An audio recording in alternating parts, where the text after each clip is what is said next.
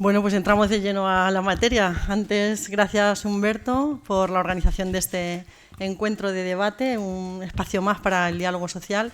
Y muchas gracias a todas las personas que habéis decidido hoy asistir y sacar un ratito de vuestras agendas para escuchar a la patronal, a los sindicatos y lo que el Gobierno tiene también que decir en materia de diálogo social. Me planteaba Humberto entrar de lleno. Quiero agradecer también la presencia de la Secretaría General del Ministerio de Política Territorial, Miriam, que hoy nos acompaña. Candela, gracias por estar aquí. No empiezo a saludaros a todos porque si no, pues voy a tener un toque de atención seguro por Humberto, que me va a pedir que le conteste, ¿verdad, Humberto?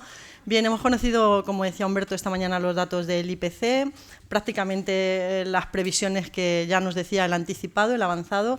Hemos conocido el dato regional, que sitúa a Castilla-La Mancha en un incremento de los precios del 6,9%, un punto por encima de la media del país. Esto viene siendo constante desde que empezó tanto los problemas de abastecimiento de las materias primas con el problema que generó todo lo que fue la paralización de la actividad en China, como posteriormente con el incremento de precios también derivado de la guerra de Rusia a Ucrania y, por tanto, bueno, pues es un dato que sigue siendo preocupante para muchas familias, que afortunadamente ayer el Gobierno de España tomó una decisión que fue el incremento del salario mínimo interprofesional, que lo pone en 1.080 euros para personas que, para que se hagan una idea, pues según la encuesta de estadísticas de la Agencia Tributaria, en el año 2021 unas 325.000 personas habrían declarado en Castilla-La Mancha tener ingresos iguales o por debajo del salario mínimo interprofesional y, por tanto, considero una buena noticia que un tercio de la población ocupada trabajadora en Castilla-La Mancha pueda afrontar esa subida del IPC, que nuevamente se pone de manifiesto hoy, con unas mayores garantías para las poblaciones y las personas que lo tienen un poquito más difícil. Buenos días, ante todo, saludos a todas las autoridades, compañeros, compañeras, empresarios. Estamos hoy en vuestra casa y yo creo que es un ejercicio importante de visibilidad de lo que practicamos en Castilla-La Mancha. Y entrando en materia directamente, así sin anestesia, Humberto, valorar el IPC siempre es complicado, es complejo, pero yo creo que lo ha resumido bastante bien la consejera. Seguimos siendo una región inflacionista, seguimos siendo una región donde los precios están subiendo más que en el conjunto del país, pero bien es cierto que estamos viendo que esa evolución del IPC se va moderando. Al final tampoco somos tan catastrofistas de decir que esto es un desastre y que se va a acabar el mundo por esa subida de precios. Y yo creo que se está trabajando en la línea de implementar medidas para que la clase trabajadora y para que los empresarios y las empresarias también puedan afrontar esa subida de precios, como puede ser esa subida del salario mínimo interprofesional. Y yo creo que, bueno, pese a que somos una región inflacionista, como bien digo, los precios se van moderando y yo creo que estamos en la senda de abordar siempre, teniendo en cuenta que nosotros, desde nuestra organización, desde la Unión General de Trabajadores y Trabajadoras, consideramos que afrontar o enfrentarnos a esa inflación y a esa subida de precios solo se puede hacer desde la subida de salarios. Bueno, vamos a ser capaces de intentar transmitiros tanto desde el Gobierno regional, imagino, como desde los agentes sociales, cuál es la opinión que tenemos sobre lo que es la marcha, no solo del diálogo social, sino de la utilidad que este tiene de cara a la sociedad, ¿no? Por supuesto, encantado, presidente, de estar en tu sede. Eso demuestra la normalidad que algunos seguramente todavía no entienden, pero que para nosotros es habitual. A mí me gustaría que algunas veces alguien o algunos de la clase política entendieran, como entendemos tanto la patronal como los sindicatos, el diálogo, el entendimiento, ¿no? Por eso es un placer estar en FEDETO. Y en lo que se refiere al IPC, hombre, a mí me preocupa el hecho de que una tierra como la nuestra, donde su poder adquisitivo es más bajo que la media nacional, bastante más bajo, tengamos un IPC casi siempre bastante más alto que la media nacional. Porque que suban los precios no es nunca fruto de la casualidad ni de una maldición bíblica. Que suban los precios siempre tiene una causa. Coincido con algunas de las cuestiones que se han planteado en cuanto a por qué suben los precios.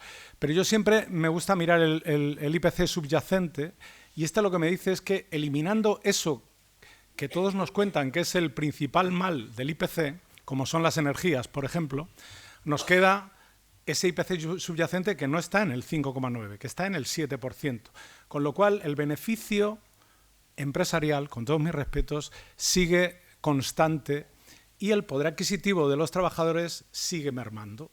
Entonces, a mí lo único que se me ocurre decir, por ser muy breve, en lo que tiene que ver con el IPC y el camino que toma, más allá de que siempre se celebra que baje un 0,1, es que tenemos que hacer compadecer de alguna manera la subida de los precios con la negociación colectiva. Es muy difícil en esta tierra plantear que haya convenios con subidas salariales de media de un 2% y que la inflación esté situada en algunas ocasiones incluso por encima de los 2 dígitos. Por lo tanto, pues aquí, para combatir el efecto del IPC, lo que tendríamos que hacer es una negociación colectiva lo más responsable posible para que nadie pierda, pero sobre todo para que no pierdan los de siempre, que en este caso, bajo mi punto de vista, son los trabajadores. Es muy extraño que el IPC, la inflación subyacente, esté por encima del índice general. Ya es extraño, de por sí. 1,5 puntos por encima nos tiene que decir algo. No comparto, desde luego, la idea de que el beneficio empresarial sea el causante por un sencillo dato que os voy a dar. Y hablo de las pymes, no estoy hablando del IBEX 35, que eso ya tiene cuestión en otro sitio, ¿no?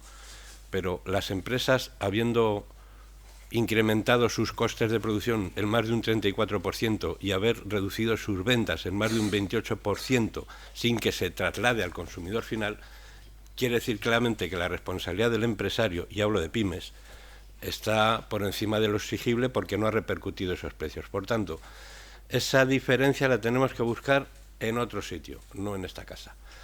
Y luego sobre esto hay una cosa para mí clarísima, y lo siento por los representantes del Gobierno de España, pero ahora os toca. Quiero decir, el Estado ha ingresado 33.000 millones de euros más solo a causa de la inflación. 33.000 millones de euros extraordinarios por la inflación que no esperaban. Bien, yo creo que quien tiene realmente dinero para paliar la situación de pymes y trabajadores no son los pequeños empresarios, es el Gobierno. Hay países que han deflactado el IRPF, aquí no se ha llegado a deflactar. Es una solución que han tomado países como Hungría, Noruega, Polonia, no sé, alguno más. No se ha hecho, es decir, yo creo que quien ha recaudado en el año 2021, habiendo ingresado los trabajadores por régimen general 2.300 millones de euros menos, sin embargo ese mismo año se recaudan 7.348 millones de euros más por IRPF.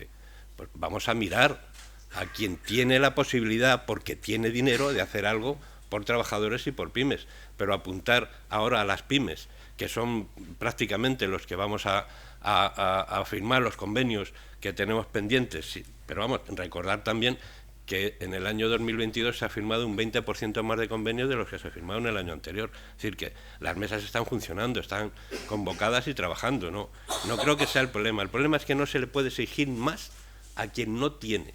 Ese es el verdadero problema que vemos en las pymes. Si queréis ahora hablamos del IBEX 35, que es otra cuestión. Es decir, porque yo sé que puede resultar raro que una empresa anuncie 9.000 millones de euros de beneficios y, en fin, y no suba los salarios. Pero es que no estamos hablando de eso. O sea, en esta casa, como en todas las COEs de Castilla-La Mancha, hablamos de pymes, que es el 99,3% de nuestro tejido empresarial. Es que en Castilla-La Mancha que hay 100 empresas grandes, y me quedo largo a lo mejor, ¿no? Nuestro problema no está ahí, nuestro problema está en las pymes. ¿Se le puede exigir más de lo que